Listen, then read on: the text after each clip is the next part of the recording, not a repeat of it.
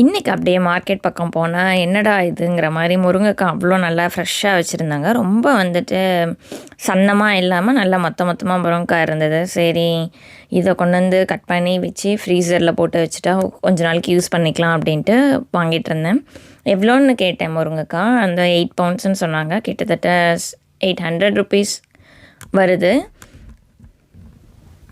சரி நல்லா நான் வந்து தேடி பார்த்து கொஞ்சம் பெருசாக இருக்கிற மாதிரி தடிமனாக இருக்கிற மாதிரி காய் வாங்கிட்டு வந்தேன். ஏன்னா இந்த சன்னமாக வாங்குறதுல ஒன்றுமே இல்லை. பெருசாக வந்துட்டு சும்மா அப்படியே போட்டால் அது வந்துட்டு டேஸ்ட்டும் பெருசாக இல்லை. இந்த மாதிரி கொஞ்சம் பெருசாக வாங்கினா கொஞ்சம் நாளுக்கு தாங்குங்கிறதுனால பெரிய பெரிய காயாக வாங்கிட்டு இருந்தேன். அதுவும் இல்லாமல் சிகப்பு பூசணிக்காய் வச்சுருந்தாங்க. அது வந்து கிலோ வந்துட்டு 199 அந்த மாதிரி வச்சுருந்தாங்க. அது எப்போவுமே ஓரளவுக்கு ரீசனபிளாக தான் இருக்கும். நான் அப்படியே அங்கே பார்த்துட்டு இருந்தப்போ அங்கே வந்துட்டு ஜிஞ்சர்லாம் எடுத்து வச்சிட்ருந்தாங்க. சரி அதை போய் பார்க்கலாம் அப்படின்ட்டு தான் போயிட்டுருக்கேன். இது எப்போவுமே ஃபார்மர்ஸ் மார்க்கெட் வந்து பார்த்திங்கன்னா வந்து Tuesday, Wednesday, Thursday, Friday and Saturday also இருக்கும். ஆனால் எல்லா காயும் எல்லா நாளும் இருக்காது. முக்கியமாக இந்த பார்த்திங்கன்னா பாவக்காய், பீர்க்கங்காய் கூட இன்றைக்கி இருந்தது அதிசயமாக. அதெல்லாம் வந்து எல்லா நாளுமே இருக்காது. மஷ்ரூம் பார்க்க ரொம்ப ஃப்ரெஷ்ஷாக அழகாக இருந்தது. நான் வந்து எப்போவுமே இந்த மஷ்ரூம் வாங்கி தான் மஷ்ரூம் தோசை செய்வேன். ஆனால் வந்து இன்றைக்கி எனக்கு அந்த பிளான் இல்லாததுனால நான் வாங்கலை.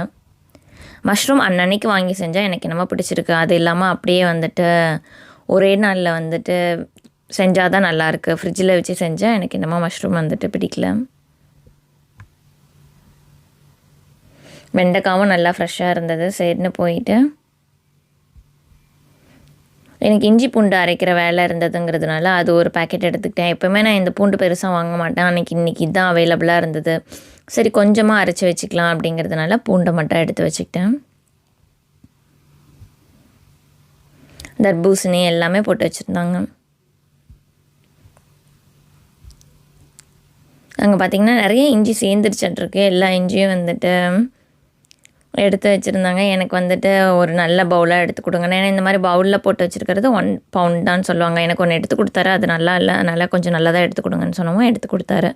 அது ஓரளவுக்கு ஓகேயாக இருந்தது. இதை வச்சு தான் இஞ்சி பூண்டு பேஸ்ட் பண்ணணும்.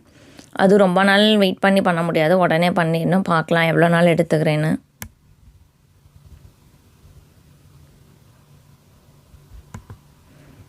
எப்பயும் போல் கார்ன், ப்ளம்ஸ் எல்லாமே இருந்தது. நான் அதெல்லாம் எதுவும் பெருசாக வாங்கிக்கல. எனக்கு தேவையானது மட்டும் வாங்கிக்கிட்டேன். முக்கியமாக இந்த மாம்பழம் இது வந்து ரொம்ப டேஸ்ட்டாக இருக்கும். குட்டியாக தான் இருக்கும், பட் ஆனால் டேஸ்ட்டாக இருக்கும். இப்போல்லாம் லிச்சி ரொம்ப ஃப்ரெஷ்ஷாக வருது. அதே மாதிரியே மர நெல்லிக்காய், பெரு நெல்லிக்காயும் வச்சுருந்தாங்க. தேங்க்ஸ் ஃபார் வாட்சிங்.